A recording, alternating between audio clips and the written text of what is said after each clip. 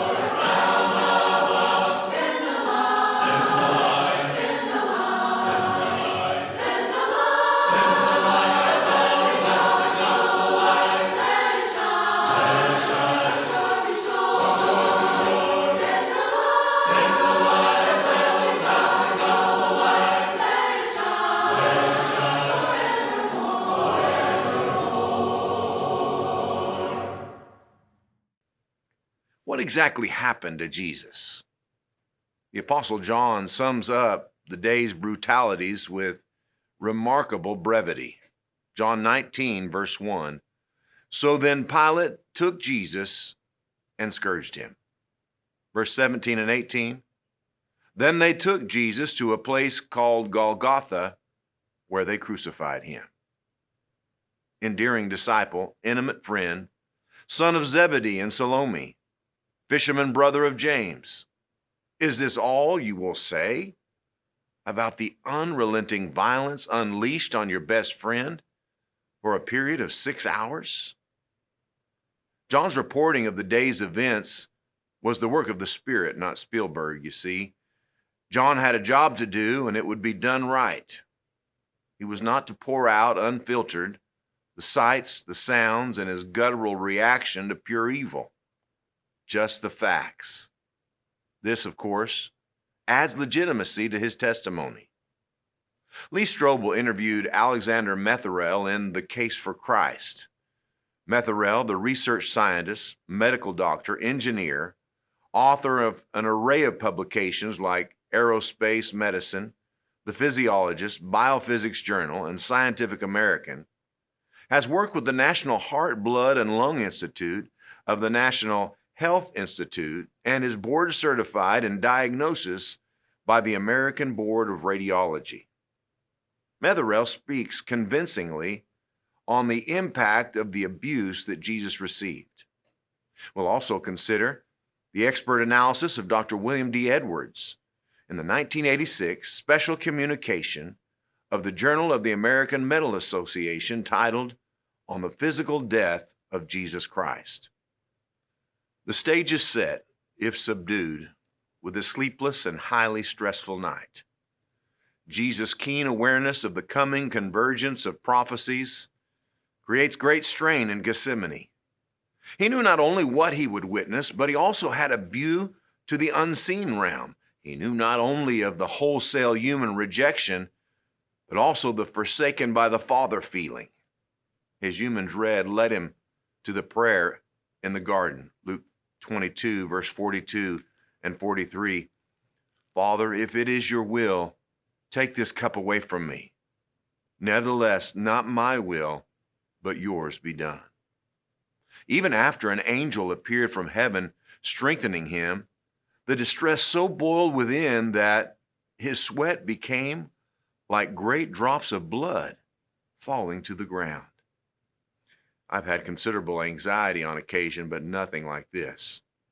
Metherell calls this hematidrosis, an uncommon medical condition associated with a high degree of psychological stress.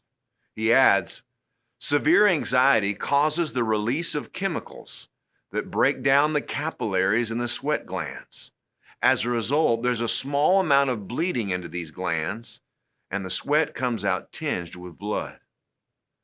Metherell says further, what this did was set up the skin to be extremely fragile, so that when Jesus was flogged by the Roman soldiers the next day, his skin would be very, very sensitive. The cool night air may have also given Jesus chills. The severe mental and emotional strain soon gives way to physical cruelty. A series of trials before Jews and Gentiles led Pilate to offer a compromise to appease, he thought, Jesus' Jewish enemies. The Spirit says simply in John 19:1, so then Pilate took Jesus and scourged him. How gruesome was this single act alone? Edwards writes, the usual instrument was a short whip with several single or braided leather thongs of variable lengths, in which small iron balls or sharp pieces of sheep bones were tied at intervals. For scourging, the man was stripped of his clothing, and his hands were tied to an upright post. The back, the buttocks, and legs were flogged, either by two soldiers or by one who alternated positions.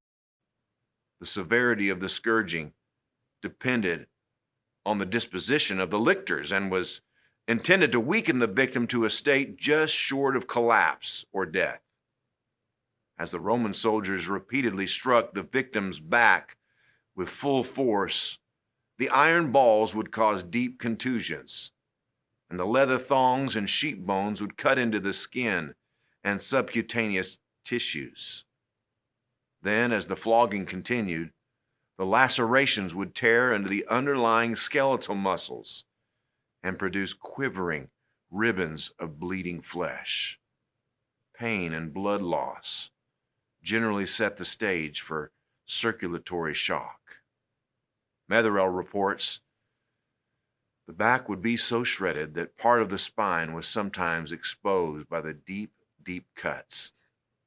A 3rd century historian, Eusebius, described a flogging by saying, the sufferer's veins were laid bare, and the very muscles, sinews, and bowels of the victim were open to exposure.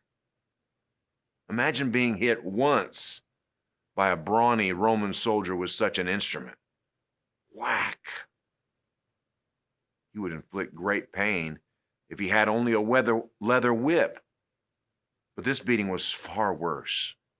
Edwards adds, it is not known whether the number of lashes was limited to 39 in accordance with Jewish law. Roman soldiers would not be inhibited by Jewish regulations. But try to imagine one after another, whack, whack, whack, at least 39 times. This flogging was no accident. This was all part of God's plan. God knew this would happen. Isaiah 53 verse 5, but he was wounded for our transgressions. He was bruised for our iniquities. The chastisement for our peace was upon him, and by his stripes we are healed. How's that for prophetic specificity? Stripes. Jesus chose to take that whipping for me. He did nothing wrong. It would be extreme to receive even one lash myself for violating some civil law. In addition, I would be willing to take a lash on the back from my wife, my son, or my daughter. But how could I endure even a single lash for someone I didn't know? How about taking a lash for a man who did me wrong or created some violent act? Imagine taking stripe after stripe, with the authorities declaring name after name of evildoer on whose behalf you were taking a whipping. What unbearable anguish.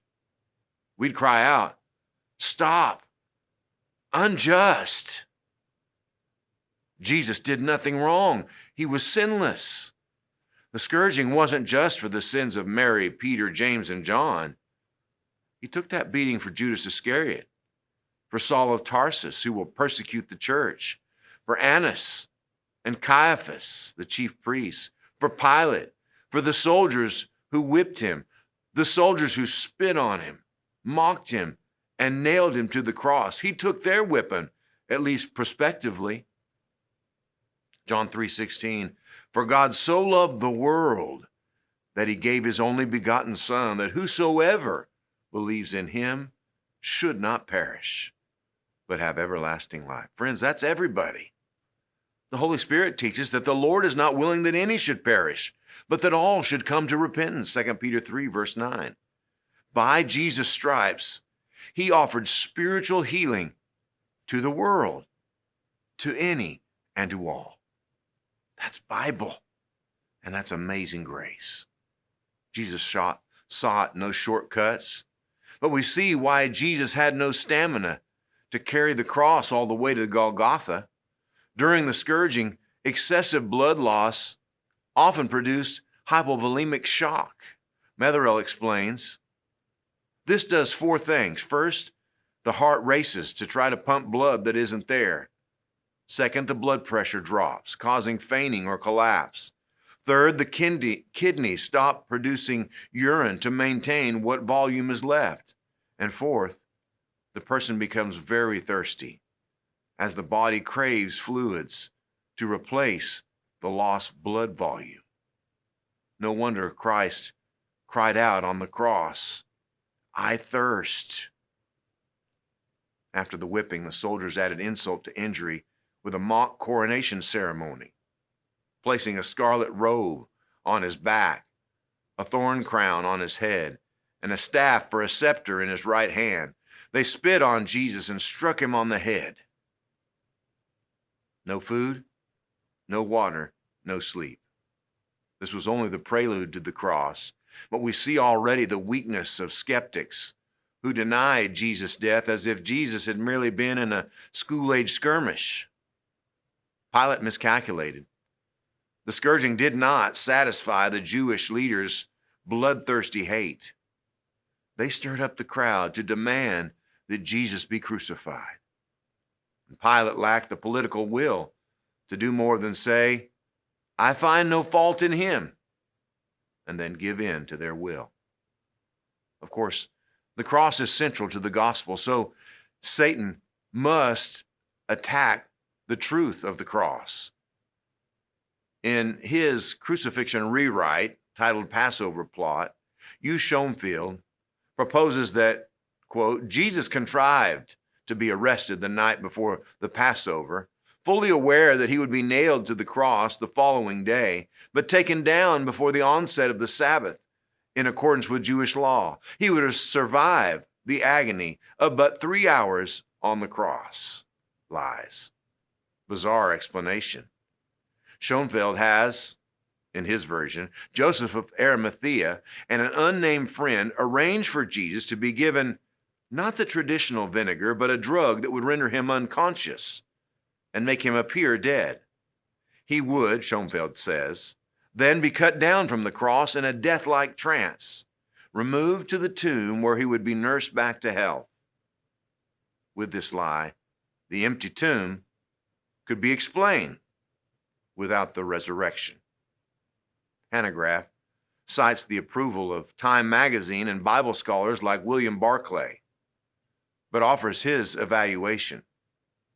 This despite the fact that Schoenfeld admitted that it is an imaginative reconstruction of the personality, aims, and activities of Jesus, in which such characters as the unidentified Jew emerge out of thin air, end quote. But don't be shocked by such blasphemous foolishness. The devil is alive and well. Remember, Jesus said in John 8, verse 44, "You are of your father the devil, and the desires of your father you want to do. He was a murderer from the beginning and does not stand in the truth because there's no truth in him. When he speaks a lie, he speaks from his own resources, for he is a liar and the father of it."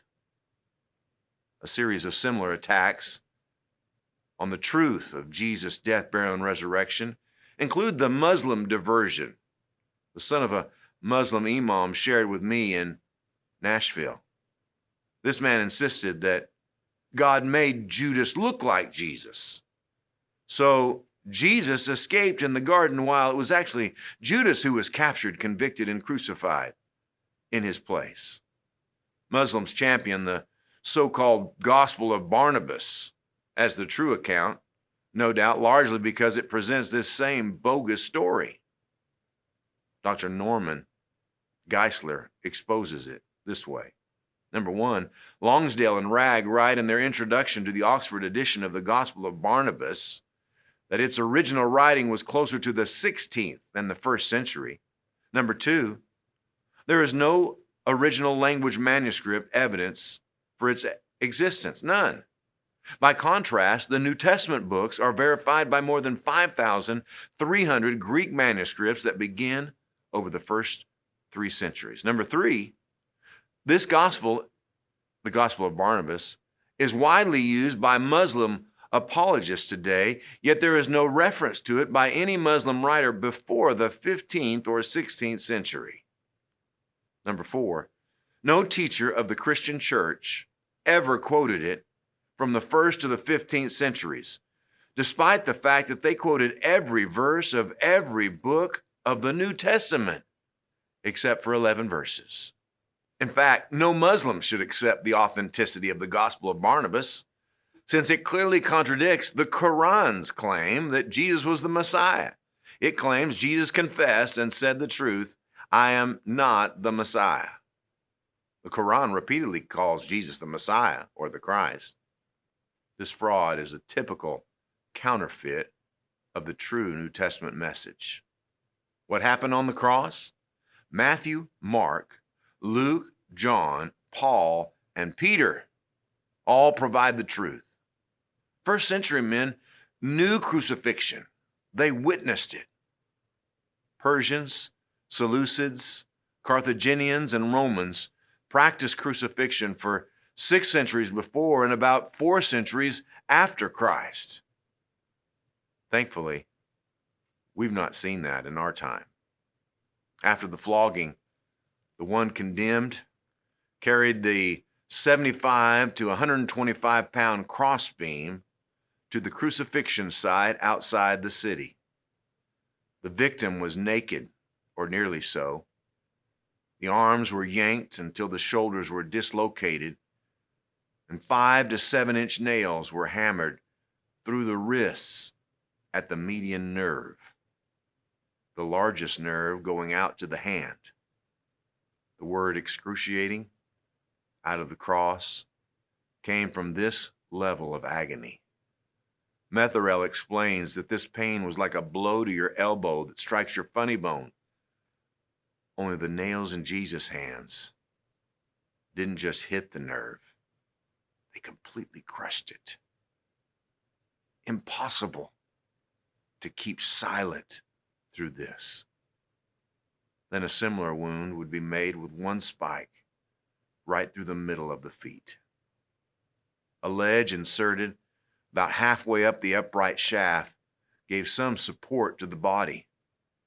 Death ultimately occurred through a combination of constrained blood circulation, organ failure, and asphyxiation as the body strained under its own weight. When the condemned was laid to the ground on his back for his hands to be nailed, the flesh torn from the flogging would be aggravated and soiled.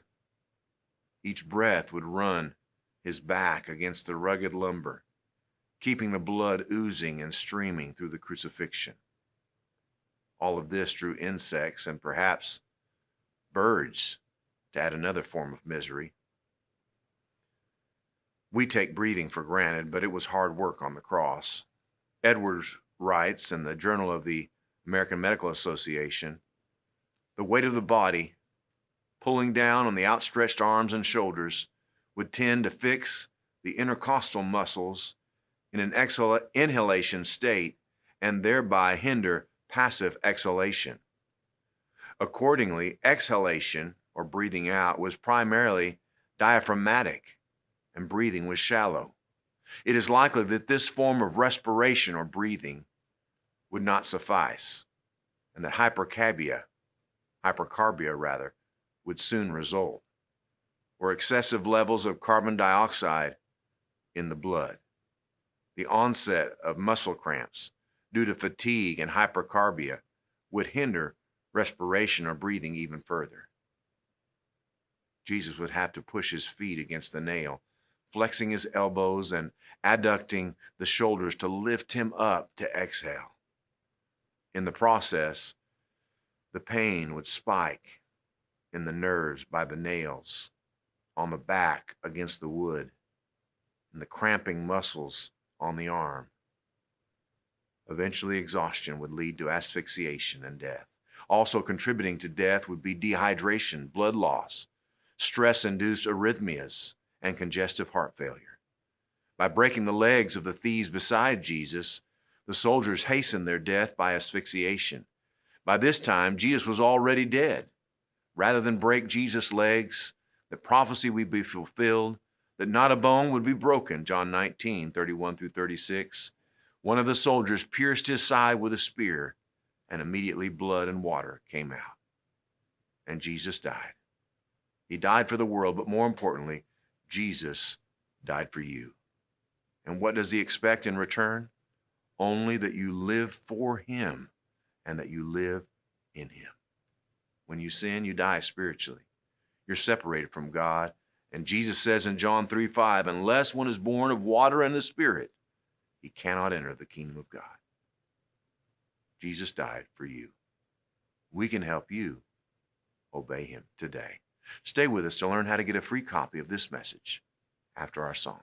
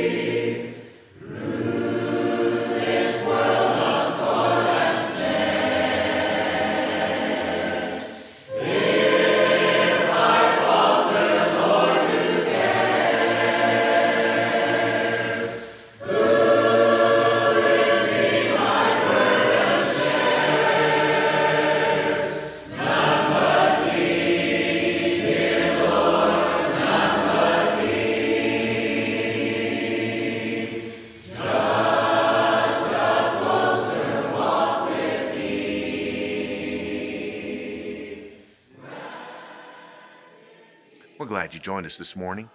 Tune in every Lord's Day and then join us for worship at one of the congregations listed shortly. Write for a copy of number 1350, The Crucifixion of Christ. Visit letthebiblespeak.com to view videos, hear audio, and read transcripts of 500 Bible messages. You may also request a free Bible study course by mail. We close with the words the Apostle Paul issued in Romans 16, verse 16. The churches of Christ salute you. Until next week, goodbye, and may God bless you. We hope you've been challenged and encouraged by Bible teaching. We strive to speak the truth in love and aspire to help you make heaven your home. I have dear friends among congregations in your area committed to worshiping in spirit and in truth, John 4, verse 24.